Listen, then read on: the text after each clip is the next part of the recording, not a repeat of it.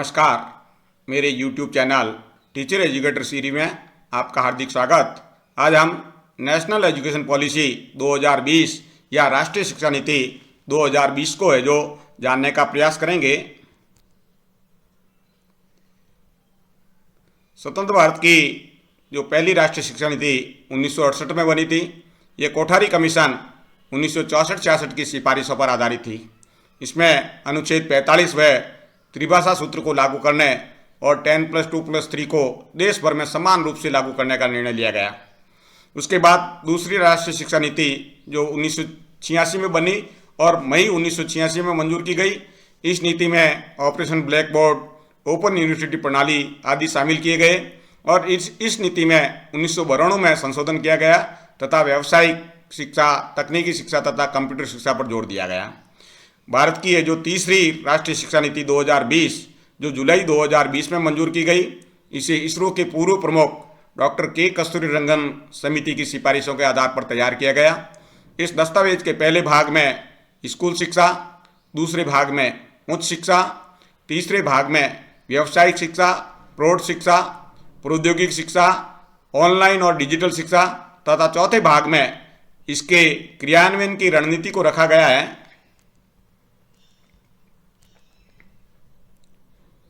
राष्ट्रीय शिक्षा नीति के जो मूलभूत सिद्धांत जो बड़े स्तर पर शिक्षा प्रणाली और साथ ही व्यक्तिगत संस्थानों को मार्गदर्शन करेंगे, ये इस प्रकार से हैं। जैसे पहला, हर बच्चे की विशिष्ट क्षमताओं की स्वीकृति, पहचान और उनके विकास हेतु प्रयास करना। शिक्षकों और अभिभावकों को इन क्षमताओं के प्रति संवेदनशील बनाना होगा, जिससे वे बच्चे की अकादमिक और अन्य क्षमताओं में उसके सर्वांगीण विकास पर ध्यान दें। बुनियादी साक्षरता और संख्या ज्ञान को सर्वाधिक प्राथमिकता दी गई, जिससे सभी बच्चे कक्षा 3 तक साक्षरता और संख्या ज्ञान जैसे सीखने के मूलभूत कौशलों को है जो हासिल कर सके।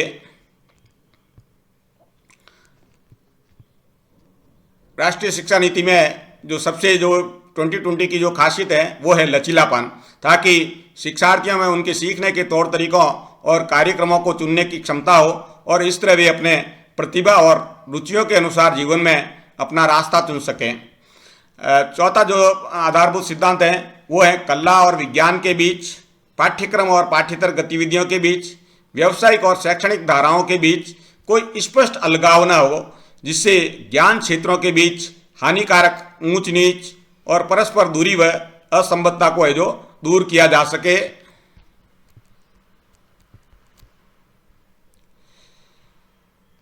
अगला है जो सिद्धांत वो है ज्ञान की एकता और अखंडता, यानी ज्ञान को टुकड़ों में नहीं बांटे। एकता और अखंडता को सुनिश्चित करने के लिए एक बहुविषयक दुनिया के लिए विज्ञान, सामाजिक विज्ञान, कला, मानविकी और खेल के बीच एक बहुविषयक और समग्र शिक्षा का विकास हो। इसी तरह नई शिक्षा नीति में अवधारणात्मक समझ पर जोर दिया है, न कि रटंत पद्धति और केवल परीक्षा के लिए पढ़ाई हो, अर्थात ज्ञान निर्माण पर जोर दिया गया है। बालकों में रचनात्मकता और तार्किक सोच विकसित करने, तार्किक निर्णय लेने और नवाचार को प्रोत्साहित करने का भी जो इस राष्ट्रीय शिक्षा नीति में जो शामिल किया गया है। इसी तरह नैतिकता, मानवीय और संवैधानिक मूल्य जैसे सहानुभूति, दूसरों के लिए सम्मान की भावना, स्वच्छता, शिष्टाचार, लोकतांत्रिक भावना, लोकतांत्रिक मूल्यों के प्रति सम्मान, सेवा की भावना, सार्वजनिक संपत्ति के लिए सम्मान, वैज्ञानिक चिंतन, स्वतंत्रता, जिम्मेदारी, बहुलवाद, समानता और न्याय की भावना, ये भी है जो नई शिक्षा नीति 2020 में शामिल किया गया है। इसी तरह एक आधारभूत सिद्धांत है बहुभाषिकता और अध्ययन अध्यापन के कार्य में भाषा की शक्ति को प्रोत्साहन दिया गया है। जीवन कौशल की भी बात कही गई है, जिसमें जैसे आपसी संवाद, सहयोग, सामूहिक कार्य और लचीलापन हो।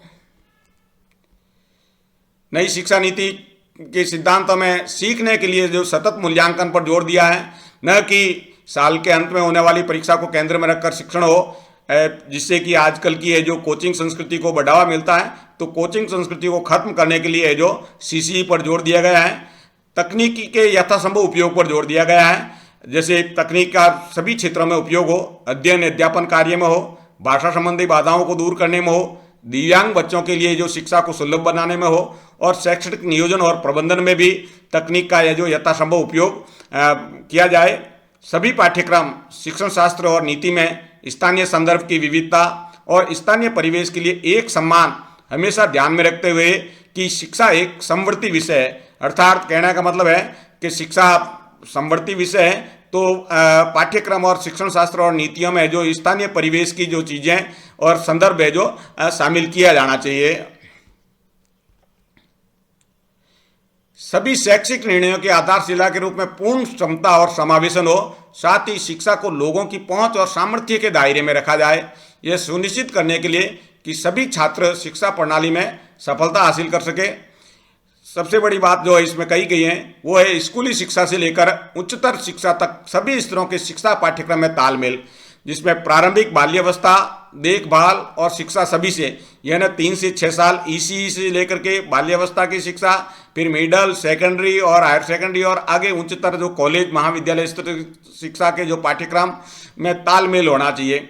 शिक्षकों और संकाय को सीखने की प्रक्रिया का केंद्र मानना, यानी जो फैकल्टी है, टीचर्स हैं, उनको भी ये जो सीखने की प्रक्रिया का केंद्र माना गया है। उनकी भर्ती और तैयारी की उत्कृष्ट व्यवस्था की बात कही गई है, उनके निरंतर व्यावसायिक विकास की बात कही गई है और उनके जो कार्य के लिए जो अच्छा वातावरण और सेवा की अच्छी स्थिति बनाने की बात है जो कही गई है नई शिक्षा नीति में। अगला है शैक्षिक प्रणाली की अखंडता, पारदर्शिता और संसाधन कुशलता, ऑडिट और सार्वजनिक प्रकटीकरण के माध्यम से सुनिश्चित करने के लिए हल्का लेकिन प्रभावी नियामक ढांचा, यानी एक ऐसा ढांचा हो जिससे जो जिसको अपन कह सकते हैं कि ऑडिट भी हो, उनके सार्वजनिक प्रकटीकरण भी हो, पारदर्शिता भी दिखे, साथ ही साथ उनमें जो शिक्षण संस्थाओं को है जो ऑटोनॉमी या स्वायत्ता दी जाए, सुशासन और सशक्तिकरण के माध्यम से नवाचार और आउट ऑफ द बॉक्स, यानी उन नियमों के बाहर जाकर के भी ये जो कुछ कार्य करे तो उनके विचारों को जो प्रोत्साहित किया जाए। गुणवत्तापूर्ण शिक्षा और विकास के लिए उत्कृष्ट स्तर के शोध हों, शिक्षा के क्षेत्र में ये बहुत जरूरी है। क्रियात्मक अनुसंधान हो और कहीं अलग तरह के रिसर्च हो। शैक्षिक विशेषज्ञों द्वारा निरंतर अनुसंधान और नियमित मूल्यांकन के आधार पर प्रगति की है जो सतत समीक्षा हो।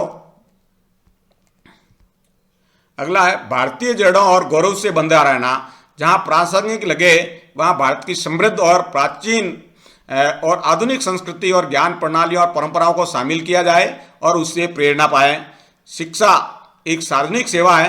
गुणवत्तापूर्ण शिक्षा तक पहुंच को प्रत्येक बच्चे का है जो मौलिक अधिकार माना जाना चाहिए।